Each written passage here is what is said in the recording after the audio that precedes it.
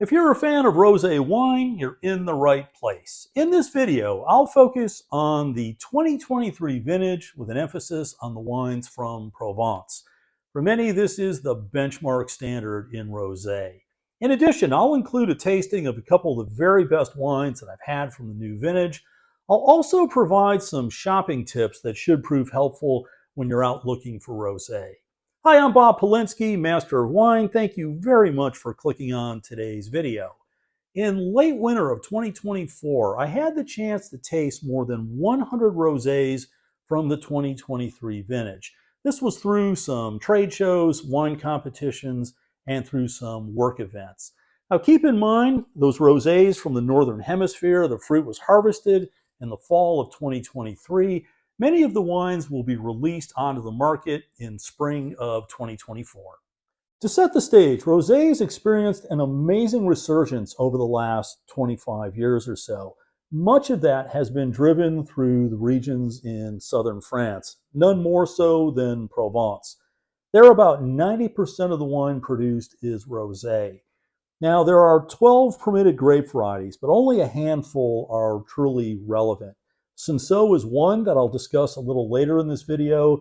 Others are Syrah, Grenache, Mourvedre, and the other is Rolle, which is generally used in small amounts. It's a white grape variety. In other places of the world, it's called Vermentino, but it's there to give the wine some freshness and some lively, zesty acidity.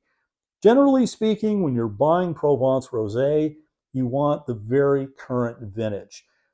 Generally, these are wines that do not age well, with just a few exceptions. With rosé, there's a whole wide range of styles that are produced. Wines like Cerasuolo d'Abruzzo, Taval, many of the Spanish rosés, all of these could have their own separate video. Here we're focusing on Provence, and the style there generally is rather consistent. Most of the wines will have a pale pink color, and this is derived through just a very short period of time of maceration, that being the grape skins in contact with the juice. The wines are generally fermented at cool temperatures to retain a lot of the primary fruit characteristics. So the wines are bright, fresh, they have a vibrancy to them, and also, generally speaking, the wines will be fermented dry. The bottle styles used for rosé, specifically those from Provence, is like nothing else in the wine world. This is a trend that started decades ago and has only become increasingly more creative in recent years. In some cases, the bottle itself will cost more than the wine in the bottle. It's also worth noting that most rosé is shipped in clear glass bottles. These are especially susceptible to the effects of UV light as opposed to green or brown glass. Excessive UV light can tap down the freshness and bright fruit character of a wine. The easy fix is store your bottles in a cool, dark place. Before I get into the tasting, a bit on food and wine pairing. This is typically not a big part of my videos, as I think there are way too many rules on this topic. But here it merits a bit of a deeper look. Rosé is commonly viewed as a replacement for white wine.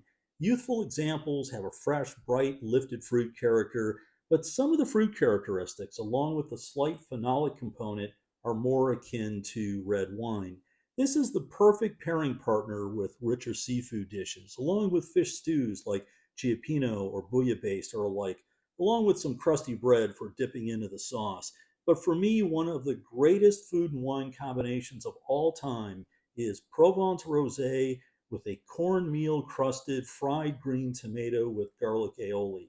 Add some greens on the side, and suddenly all is right in this world. Hey, I'd appreciate hearing from you. Post your favorite rosé and food pairings in the comments section below. First up is the 2023 Chateau de Bern Inspiration. This has a $20 suggested retail price. For me, this was the first time trying this wine, as I had not had any previous vintages from this producer.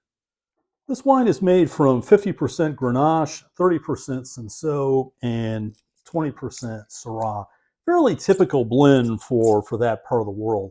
I think the Cinsault is the magic here. The Cinsault is what gives the wine the freshness and lift. Color is pale, just as expected. This, again, will be very common with Provence Rosé.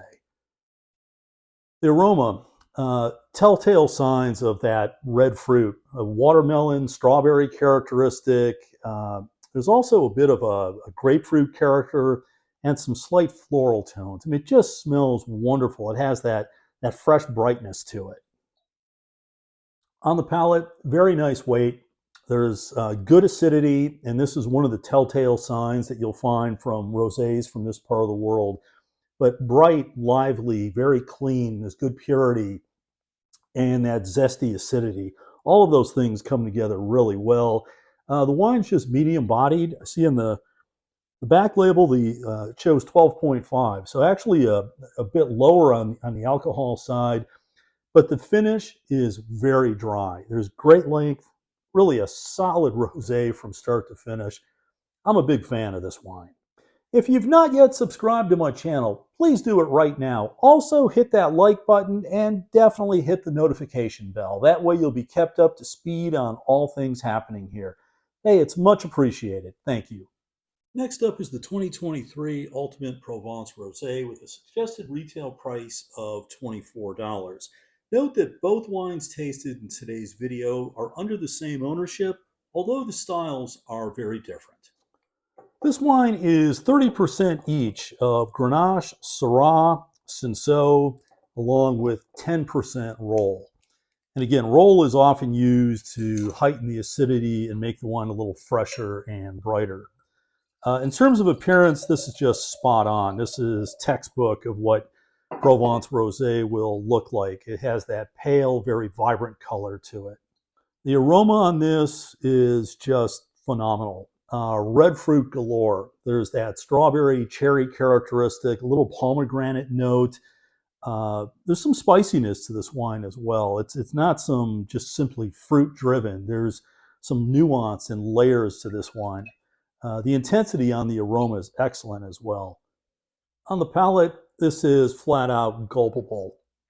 It's fresh, it's vibrant, the fruit character is just wonderful on it. That slight spicy characteristic carries through as well. Plenty of weight on the palate, and the acidity is bright and fresh. So the wine has that very lifted characteristic to it. Everything here is balanced just as it should. This is Provence Rosé at a very high level. If you can find this, I don't think you'll be disappointed. This is really a sensational bottle of wine. This is something meant to be drank very fresh, though, so this is definitely not one to keep. Love this wine. I hope you can find it. It's definitely worth a search. I hope this video provides some helpful guidance when you're out shopping for rosé. I had two gems here in today's video. I'll provide a little added detail in the description below, so please check that out. I'll be drinking something interesting tonight. I hope you are as well. And please stop back again before too long. Cheers.